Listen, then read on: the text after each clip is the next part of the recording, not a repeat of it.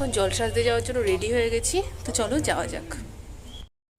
এখন চলে এসেছি ব্রাইডের কাছে, তো ব্রাইডকে সাজাতে চলে এসেছে আর আমরা এদিকে সবাই মিলে জল সাজতে বেরিয়ে পড়ছি।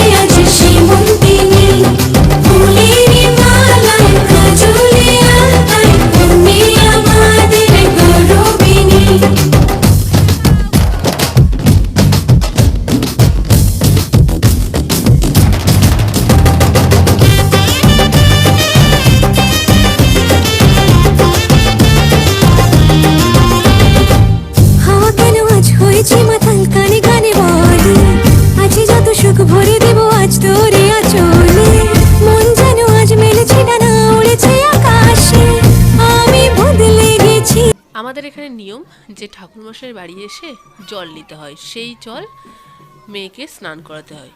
তো তার জন্য চলে এসেছি, এখন সেই নিয়মটাই পালন করছে এখানে।